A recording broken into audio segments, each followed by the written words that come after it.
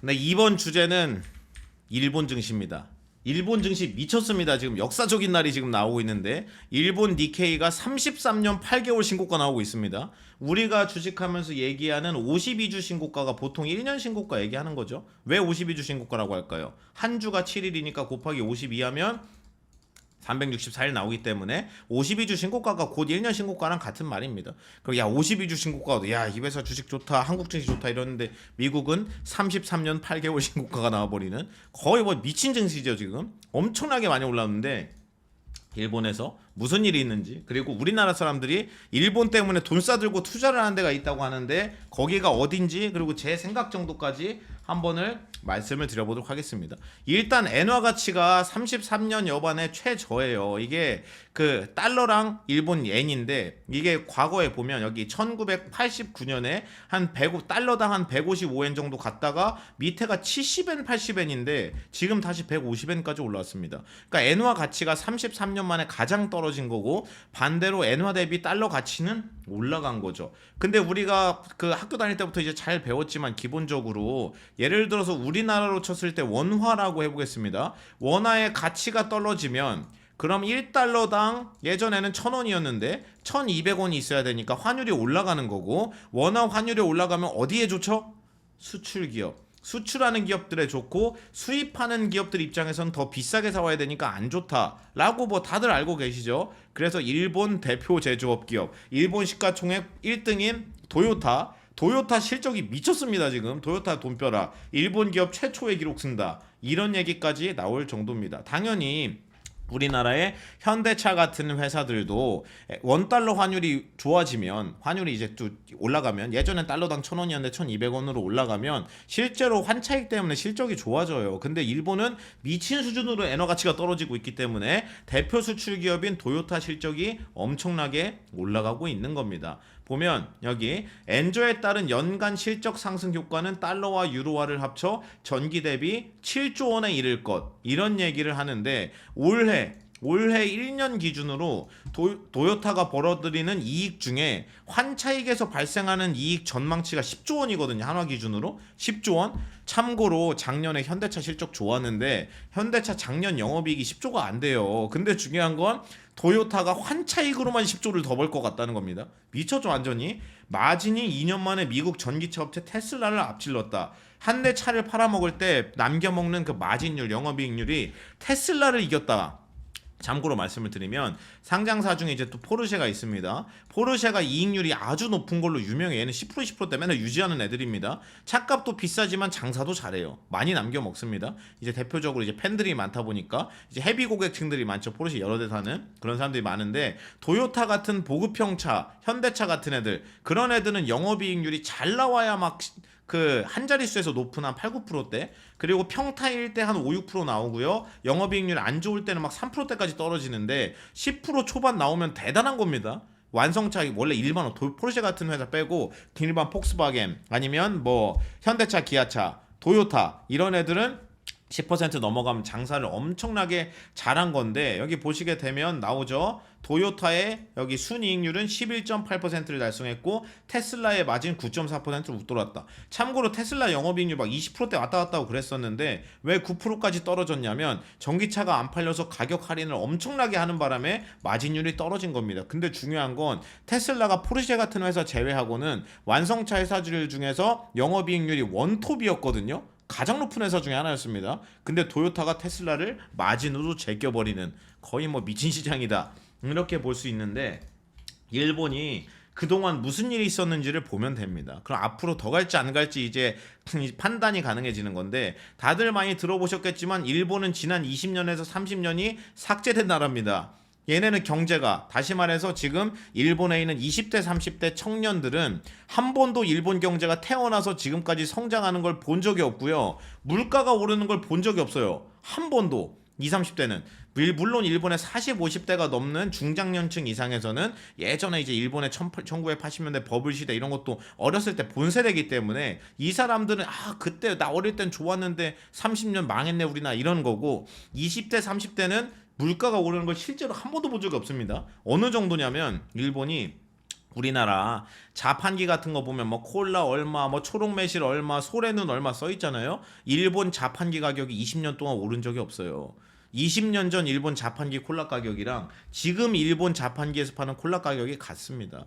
미친 나라죠 완전히. 그래서 일본인들 입장에서는 경제가 그게 성장하는 게 과연 가능하기는 한 거냐, 한 번도 본 적이 없으니까. 그 정도로 나라가 그냥 30년 동안 골로 가버린 나라였는데, 당연히 그렇게 되는데 가장 큰 이유는 뭐였냐, 예전에 있었던 버블이었죠. 이게 1980년대 완전 미친듯이 올라갔다가, 그러니까 다른 나라는 한 30, 40년에 걸쳐서 올라가야 되는 걸 3년 만에 올려버린 거예요. 미친 버블이 있었고, 부동산 폭등, 주식 대폭등, 심지어 니케이가 지금 33년 8개월 만에 신고가인데, 그러니까 33년 3개월 통틀어서 종합주식 가장 비싸다는 거죠. 가장 많이 올랐다는 거죠. 근데 중요한 건 이렇게 많이 올랐는데도 1980년대에 있었던 꼭지를 지금도 못 넘어가요. 그 정도로 많이 올랐는데도.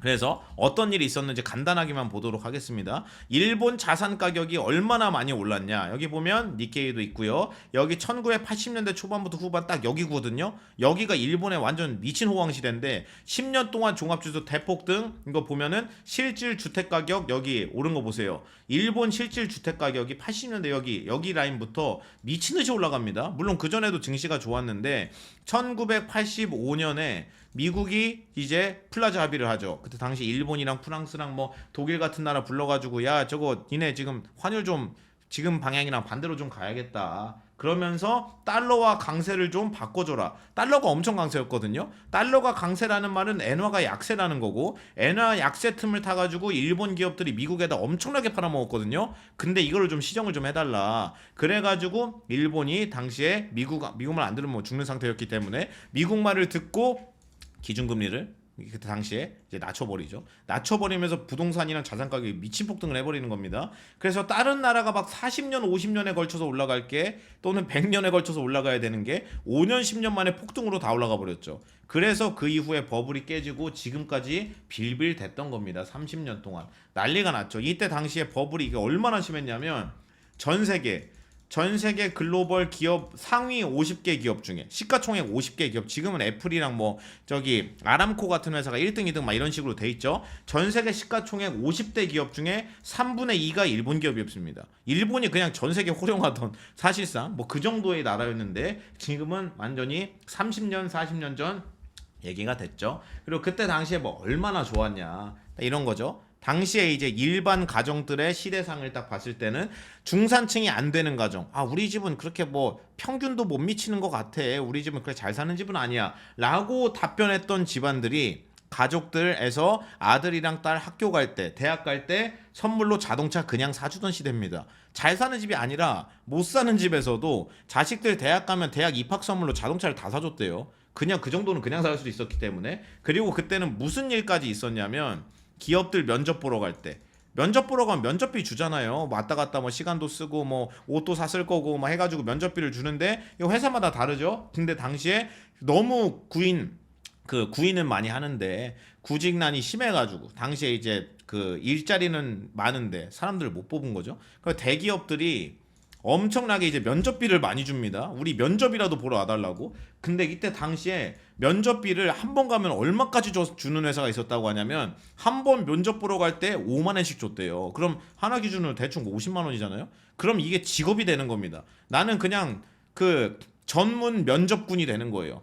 면접만 보러 다니면 그냥 연봉 1억이니까 그런 겁니다. 기업마다 달랐지만 많이 주는 데는 면접만 보러 와도 5만 원씩 줬다. 그래서 이때 당시에 일본에서 어떤 게 있었다고 하냐면, 이번에 저 뭐 돈도 없는데 돈 한번 벌러 다녀야겠다 해가지고 여기저기 입사 지원서를 다 넣어요. 그럼 면접까지 다 갑니다. 어차피 사람이 없어서 못 뽑기 때문에. 그럼 다니면서 면접비만 받아요. 그걸로 차를 뽑았답니다. 그게 가능했대요. 그런 정도로 일본 경제가 미친 듯이 좋았다. 기업들이 사람을 못 구해서 한달이었다.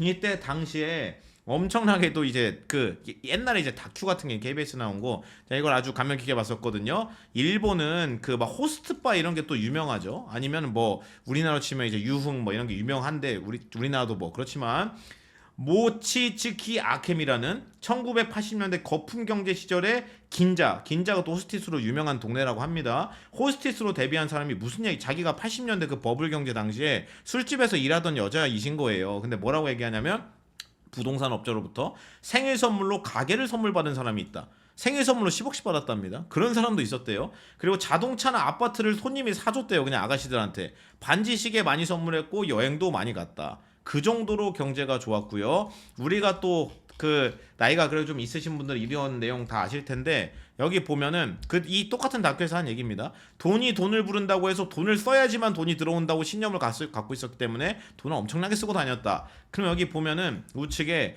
이제 그 1980년대 일본에서 유행했던 패션이나 뭐 그런 겁니다. 그런 걸 이제 강수지 씨가 많이 이거를 따라했다고 하죠. 보랏빛 향기 부르신 그런 식으로. 그리고 일본 애니메이션 최전성기가 1980년대예요. 그때는 돈이 썩어나던 시기였기 때문에 일본이 애니메이션 지금도 강국이지만 일본 애니메이션의 전성기가 1980년대였습니다. 있는 돈 없는 돈 나갔다 부는 거죠. 돈 남아 도니까 그런 상태였던 거고 시티팝이라는 장르 아시죠? 시티팝 장르가 뭔가 좀 몽환적이면서 막 되게 행복하고 막 여유롭고 그런 느낌을 주는 음악 장르 중에 하나인데 일본 시티팝이 1980년대에 생긴 겁니다. 그냥 뭘 해도 다 되니까 뭐 돈 썩어 나는데 뭐 그냥 일 안 해도 그냥 면접만 보러 가면 차 사는데 뭐 그 정도 시기였기 때문에 일본 사람들이 저때 향수를 갖고 있는 사람들이 많죠. 근데 최근에 얘기하는 뭐 프리터 이런 개념 들어보셨어요?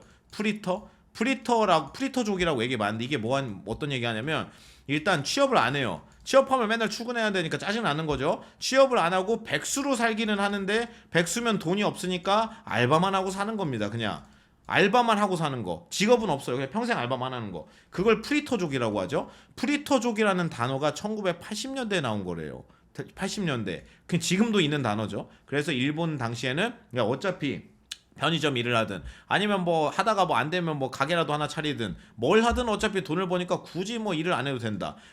그 당시에 구직자들 얘기하는 걸 보면 취업을 안 하려고 하는 사람들이 많았다는데 왜 안 하려고 했냐면 주식이랑 부동산으로 돈 버는 게 너무 쉬워서 취직할 필요를 못 느꼈대요. 너무 쉬워가지고 그냥 사면 오르는데 뭐하러 회사 다니냐 이런 정도 시기였다고 이제 보시면 될 것 같습니다. 니케이 차트를 40년치를 뽑은 거예요. 40년치. 1985년부터입니다. 40년치 일본 증시 차트인데 엄청나게 많이 올랐죠. 이게 본격적으로 상승이 시작된 게 여기에요. 여기. 정확히 여기부터 폭등을 시작하는데 이때가 언제냐면 정확히 2012년입니다. 지금으로부터 11년 전인 2012년부터 이때부터 폭등이 갑자기 시작되는데 이때 당시에 무슨 일이 있었냐? 아베노믹스가 시작됐습니다. 뭐 얼마 전에 이제 그 총 맞고 이제 돌아가신 얼마 전은 아니죠. 여튼 아베 총리가 당시에 자기 이름을 걸고 내밀었던 아베노믹스가 시작된 게 정확히 2012년입니다. 현재 진행 중이죠. 아베는 이제 돌아가셨지만 현재도 이제 진행 중인 거고 10여 년째 다음 저 기시다 총리가 계속 이어가고 있으니까 양적 완화를 지금도 양적 완화가 진행 중입니다. 일본은 미국 같은 경우에 야 이거 물가가 너무 많이 올라가지고 물가 잡아야 되니까 긴축을 한 해 만에 막 기준금리를 더 올리네 만에 하고 있는데 일본은 완전히 딴판입니다. 지금도 양적 완화 하고 있고요. 10여 년째 저 일본 증시가 계속 올랐는데 아베 총리가 2012년에 양적 완화를 시작하고 지금까지 니케이가 얼마나 많이 올랐냐면 280% 올랐습니다. 280%. 종합지수가 거의 4배 오른 거예요. 4배에 가깝게. 이때 당시가 10,000포인트가 안 되거든. 니케이가 한 8,000에서 9,000포인트 왔다 갔다 했는데 지금 33,000포인트니까 종합지수가 거의 4배가 오른 겁니다. 쉽게 말하면 코스피가 지금 10,000포인트 간 거예요. 10,000포인트. 지금 코스피가 한 2,500 정도 되고 코스피 고점이 한 3,200, 3,300 되잖아요. 코스피 10,000포인트 가는 거 상상을 한번 해보세요. 코스피가 10,000포인트 갔다고. 미친 거죠. 완전 여기서 무슨 300, 400포인트만 올라도 많이 올랐다고 하는데 이거를 7,000포인트가 오른 겁니다. 그 정도로 많이 올랐어요. 일본 증시가. 근데 중요한 건 지금도 오르고 있다는 겁니다. 같은 기간 수익률을 비교하면 코스피 200이 40%밖에 안 올랐고요. 11년 동안 코스닥 100이 80% 오르는 동안 니케이가 280% 올라가 버리는 거의 미친 상승이 있었던 거죠. 아베 총리가 양적 완화를 시작하고 나서 일본에서 이제 무슨 일이냐 이제 지금 얘기를 할 건데 일단 당연히 실업률이 여기가 2012년이거든요. 2012년 아베노믹스가 시작되고 양적 완화가 시작되자마자 일본의 실업률이 완전히 이제 밑으로 내려가죠. 일본 지금도 지금도 구인난입니다. 기업들이 그 직원을 못 구해서 안달이에요. 지금도 일본 실업률이 지금 2%대이기 때문에 지금 거의 완전 고용에 가깝다. 그래서 아베노믹스가 시작되고 실업률이 엄청나게 빠른 속도로 내려갔고 지금 일본 상황이 어떤지를 한번 보게 되면 여기 나오죠. 니케이 신문은 2024년 봄 입사 예정인, 내년 봄에 입사 예정인 거 지금 채용을 하고 있겠죠. 대졸 내정자가 2008년 금융위기 이후 최대치를 기록했다. 지금 일본 취업 시장이 엄청난 호황입니다. 일본은 한국의 취업 시장과는 다르게 대학교 3학년까지만 접어들면 구직 활동을 시작하고 졸업하기 전에 미리 합격을 한 다음에 남은 학기를 마치고 졸업하자마자 바로 취업해서 일을 한다. 근데 중요한 거는 여기도 예전에 1980년대처럼 그때만큼은 아니겠지만 일본에서 면접비도 많이 주고 지금 사람이 없어서 못 뽑으니까 그래서 이제 학자금 대출을 갚아주는 회사들까지 있어요. 여기 나오죠. 매월 갚아야 되는 대출금의 50%까지 총 200만 원. 그럼 대충 한 2천만 원 정도 되겠죠. 니네 학교 다니면서 빌렸던 학자금 대출까지 갚아줄게. 제발 우리 회사 좀 와주세요. 라고 하는 상황입니다. 어디서 많이 본 상황이죠? 1980년대나 비슷합니다. 근데 이 부분을 잘 생각해야 돼요. 일본 20년, 30년 동안 물가가 거의 안 올랐다 그랬죠. 월급도 거의 안 올랐습니다. 회사 다니는 사람들의 월급, 연봉도 20년 전이랑 거의 비슷해요. 지금 20, 30년 정도 전이랑. 근데 지금 어떤 상황인지 알려드릴게요.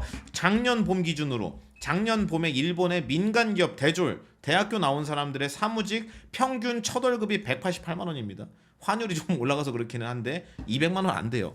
대졸 사무직 첫 월급 200만 원 안 넘습니다. 근데 중요한 거는 상경 계열이라고 하죠. 상경 계열. 상경이 뭐죠? 경제학과, 경영학과 뭐 이런 상경 계열 문과에서 이쪽에 있는 사람들이 우리나라도 그렇지만 가장 취업하고 싶은 회사가 보통 어딘 줄 아세요? 저도 경제학과를 나왔는데 가장 가고 싶어하는 회사가 증권사, 은행, 보험입니다. 그리고 여기다 더하면 카드 회사 이런 애들. 그 금융회사를 제일 많이 가고 싶어요. 왜냐? 금융회사가 돈을 제일 많이 주거든요. 평균 연봉이. 은행 같은 데에서도 우리은행, 신한은행, 뭐 기업은행 뭐 이런데 증권사는 뭐 삼성증권, KB증권 같은 대형 증권사 이런 데를 가고 싶어하는 게 가장 당연합니다. 그러니까 너무 당연하다는 듯이 상경계열 다니는 대학생들은 취업 준비를 다 금융권 쪽으로 해요. 대부분이 그래요. 근데 일본도 그렇다고 합니다. 근데 일본의 메가뱅크, 일본에서 초대형 은행들인 애들 보면은 일본도 그렇대요. 일본 상경계열도 은행이나 증권사 가는 게 가장 인기가 높다고 합니다. 근데 메가뱅크, 은행이죠, 은행 대졸 초임이 역시 181만 원. 충격적이죠. 근데 중요한 건 최근 들어서 드디어 월급이 좀 오르기 시작했습니다. 월급이 올라서 얼마냐? 올해 입행한 대졸자 초임을 여기 1년 만에 24%나 올려줬대요. 첫 월급을 엄청 이제 자기 사람을 못 구하니까 올려준 거죠. 올려줘서 얼마냐? 25.5만 엔입니다. 월급이. 그럼 지금 환율로 하면 얼마인 줄 아세요? 이거 지금 월급이 올려줘서 첫 월급이 220, 30만 원 된 거예요. 올려줘서 200만 원이 안 됐었습니다. 중요한 건 저렇게 좋은 회사를 다니는데 그러니까 프리터 얘기가 나오는 거죠. 왜냐? 아니 좋은 대학 나와가지고 그냥 우리나라에서 난다긴다 하는 뭐 우리나라 치면 신한은행 취업했는데 월급이 180만 원이면은 알바하는 게 낫죠. 그러니까 프리터가 생긴 거고 일본이 프리터가 사회적으로 문제였던 겁니다. 그동안 이제는 좋아지니까 월급을 올려주기 시작한 거죠. 그 미쓰비시 상사, 일본이 또 상사 회사들이 유명한데 일본 상사 대장주가 미쓰비시입니다. 미쓰비시 상자가 드디어 올해 입사한 대졸 초임을 30.5만 엔으로 또 올려줬어요. 이거 얼마죠? 그러면 200만 원 후반 가는 거예요.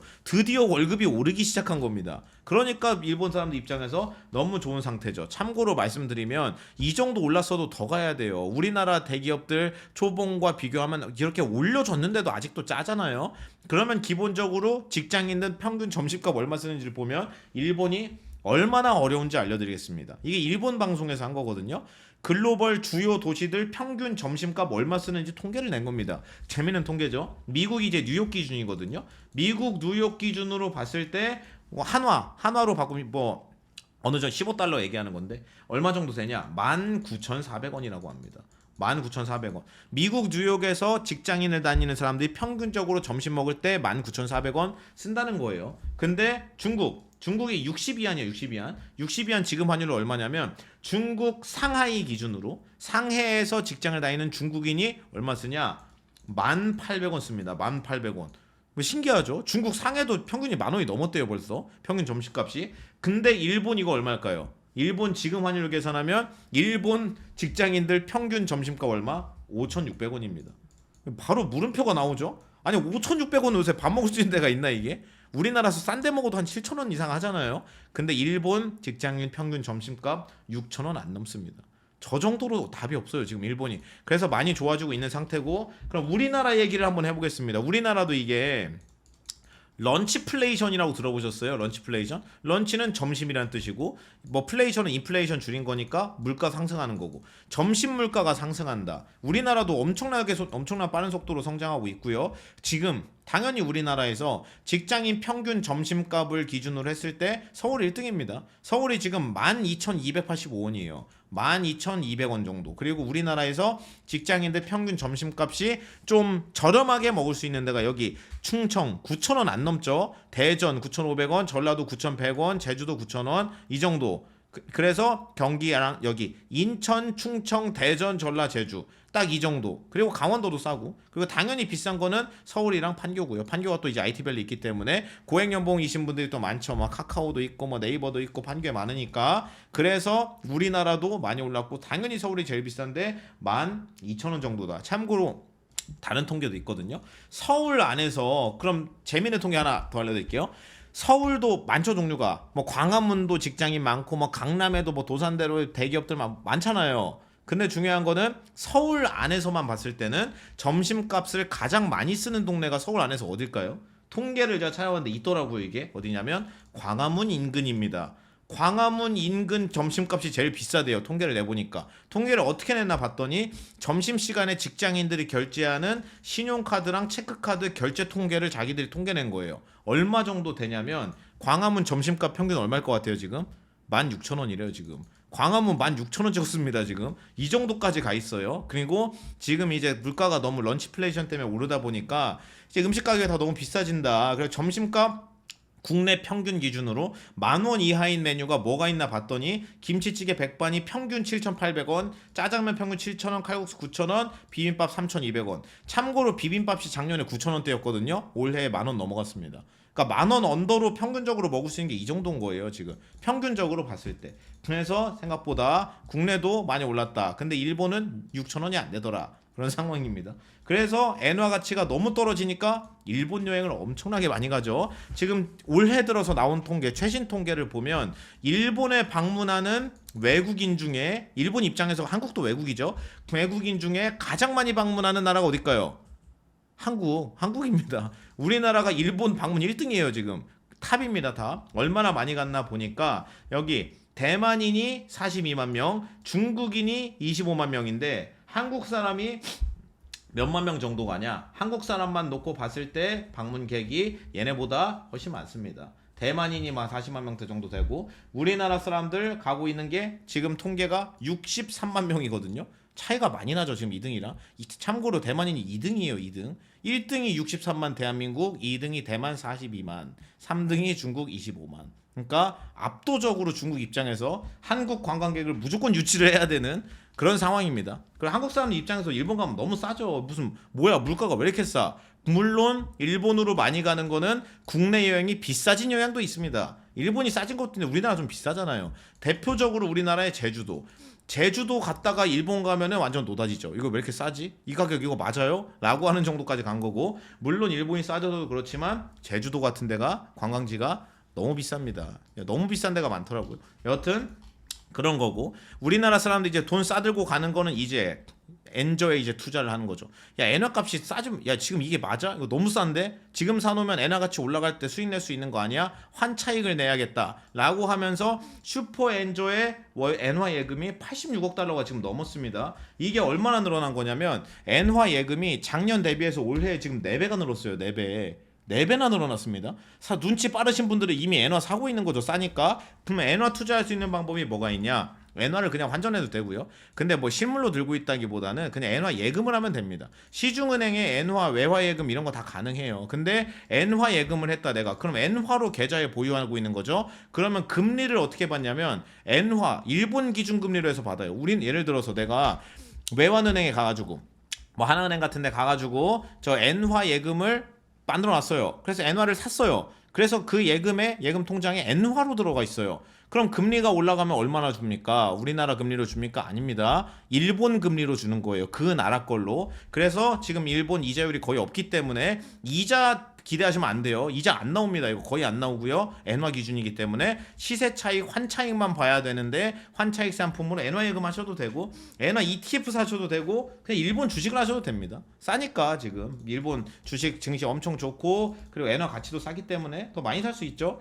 그런 상황이다. 확실히 이제 우리나라 그 뭐 동학개미라고 하나요? 개인 투자 분들이 진짜 뭔가 손이 빠른 게 실제로 가장 대표적으로 많이 사는 타이거 일본 엔선물 코드번호 292560입니다. 보시게 되면 엔화 가치가 계속 떨어지니까 계속 떨어졌죠. 이게 올라갈 거에 베팅을 하는 거죠. 이제 엔화 가치가 정상이 아니다. 너무 많이 떨어졌다. 올라갈 거에 베팅하는데 거래량을 잘 봐야 됩니다. 거래량. 작년부터 거래가 붙기 시작하죠. 엔화가 너무 많이 내려가니까. 참고로 2018, 19, 20, 21년 이 4년 동안은 거래량이 거의 안 보여요. 없는데 작년부터 거래가 붙기 시작하죠. 이게 얼마 안 되는 것 같지만 10배씩 늘어나는 겁니다. 그러다가 올해 들어서 거래량 보세요. 올해 들어서. 특히 지난 한두 달 동안 나온 거래량이 ETF 상장 이후 최대 거래량이 나오고 있습니다. 이 말은 다시 말해서 이거 사는 사람이 지금 엄청 많다는 거예요. 이것만 봐도 알겠죠? 작년에 비해서 몇 배가 늘어난 거. 특히 올해 상반기보다 하반기 들어서 엄청나게 사재 끼고 계십니다. 지금 눈치가 빠르신 거죠. 그래서 제가 개인적으로 봤을 때는 엔화 가치가 지금 뭐 30몇 년 만에 최저치다 그러면은 반대로 싸단 얘기니까 30몇 년 만에 이게 올라갔다는 말은 거꾸로 지금 가장 싸졌다는 얘기입니다. 30몇 년 만에. 그러니까 뭐 싼 가격인 건 뭐 좋다 이건데 제 생각에는 저거를 뭐 단기로 가는 건 좀 오바가 아닐까.